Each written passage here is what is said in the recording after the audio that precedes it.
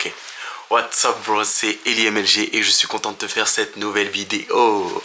Alors aujourd'hui, je vais te faire la partie 2 de la vidéo qui consiste à t'expliquer les 10 compétences indispensables à avoir pour pouvoir augmenter ton palier de réussite et pouvoir réussir dans ta vie. Donc c'est parti, on entame directement avec la partie 2. Mais avant, n'oublie pas de liker, de commenter, de partager. Tu as vu au niveau du changement, le son est meilleur, d'accord? Et j'espère que tu vas adorer les prochaines vidéos qui vont arriver. C'est parti. Sixième compétence à acquérir, ça va être de pouvoir gérer ton temps, d'accord? La bonne gestion du temps est une compétence qui est indispensable. Si je dois te donner un livre à lire concernant la gestion du temps, c'est le livre d'Olivier Olicard, je crois qu'il s'appelait comme ça. Ça parle de la gestion du temps. Et tout simplement, la gestion du temps est indispensable pour être productif, efficace. Et dans le milieu du travail, c'est super important de montrer que tu es quelqu'un de productif et efficace. Que lorsqu'on te donne une tâche, que tu n'aies pas 2 jours de retard sur tout simplement le rendu, mais que tu sois assez bon sur le rendu des tâches. C'est ça qui va te faire sortir du lot. Donc, sois un bon gestionnaire de temps. Il y en a qui me parlent de la méthode Pomodoro. Oui, c'est bien. Mais moi, je considère qu'il te faut juste des sessions de deep work où tu n'as pas de distraction, de source de distraction comme le téléphone portable. Donc, à vraiment bannir. Tu le mets de côté, tu mets tes écouteurs, tu te mets une musique de lofi et tu te mets à travailler de manière ardue pendant une certaine durée de temps délimitée. Ça peut être 30 minutes, 1 heure. Et par la suite, tu prends un petit café et tu repars sur un boost de travail pour bien gérer ton temps et pouvoir rendre les travaux le plus rapidement possible. À partir du moment où tu es capable de rendre un travail de qualité rapidement, ça va te faire sortir du lot et tu vas voir que au niveau de ton salaire, ça va augmenter. Ok.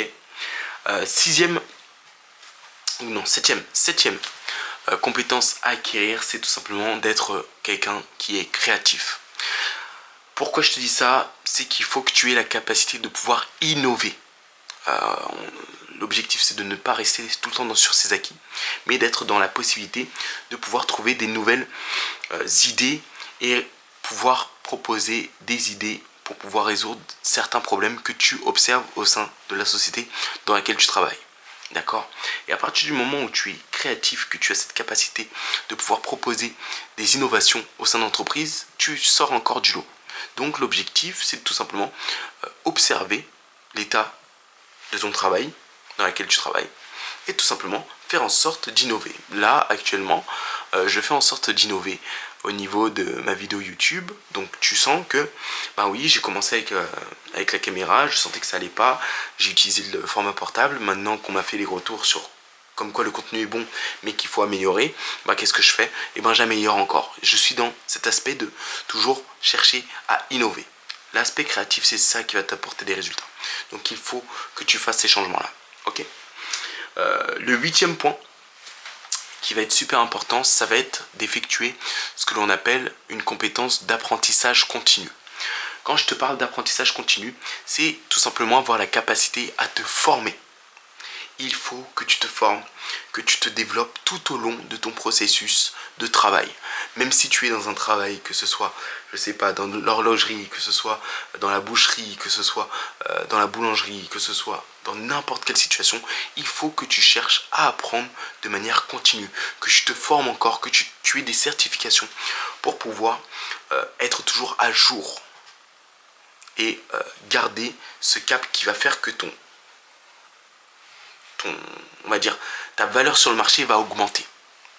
L'objectif, c'est de toujours te former pour chercher à augmenter ta valeur sur le marché parce que toi, tu auras des certifications que d'autres n'auront pas. Alors que si tu fais comme tout le monde, tu obtiendras les résultats de tout le monde. N'oublie pas, si tu fais toujours la même chose, tu obtiendras toujours les mêmes résultats. Donc fais autre chose pour avoir des résultats différents. Fais en sorte de te former et cette compétence d'apprentissage continu, c'est-à-dire que si tu te termines ton travail à 17h, mais que tu fais une formation, je ne sais pas, sur des méthodes de management Scrum qui vont te permettre de pouvoir passer d'employé à manager au-dessus, ça va être vraiment un plus pour toi. D'accord? Donc pense-y, l'apprentissage continu. Ensuite, la neuvième, je te fais bien, le 9. Neuvième compétence, ça va être l'intelligence émotionnelle.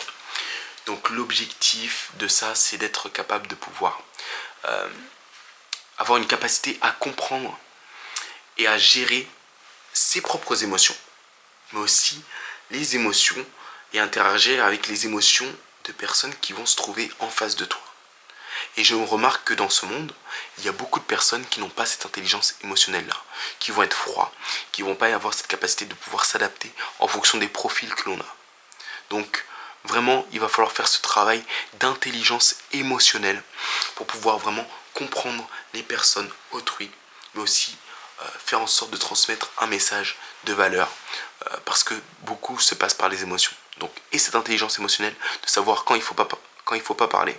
Par exemple, il y a des personnes où on voit tout simplement que votre supérieur va être dans des situations délicates et vous lui annoncez derrière une mauvaise nouvelle, c'est qu'on n'a pas une intelligence émotionnelle. Donc travaille sur ça et fais en sorte d'avoir cette intelligence-là pour pouvoir te démarquer du lot. Ok ? Et le dernier point, 10e point, ça va être tout simplement d'avoir une compétence de prise de décision forte. Donc, c'est une capacité à analyser une situation, à peser le pour et le contre et à prendre une décision éclair. Donc, si tu possèdes cette compétence-là de prise de décision forte dans des moments où c'est chaud, où par exemple, tout simplement ton manager n'est pas disponible, il est dans une mission humanitaire, il n'a pas de téléphone portable, il t'a donné cette responsabilité de pouvoir gérer l'entreprise et que toi, tu n'es pas capable de pouvoir faire des prises de décision et que tu es toujours dans la demande, c'est mort. Il faut que tu sois dans la capacité de pouvoir prendre des décisions. Et cette compétence va te sortir du lot et va te rendre de manager à peut-être CEO. D'accord ? Voici les 10 compétences à acquérir pour pouvoir booster ta carrière en tant qu'homme ou femme. J'espère que ça t'a plu. En tout cas, n'hésite pas à liker, commenter, à partager. C'était Eli MLG. Je te dis à très vite pour la prochaine vidéo. Ciao, ciao.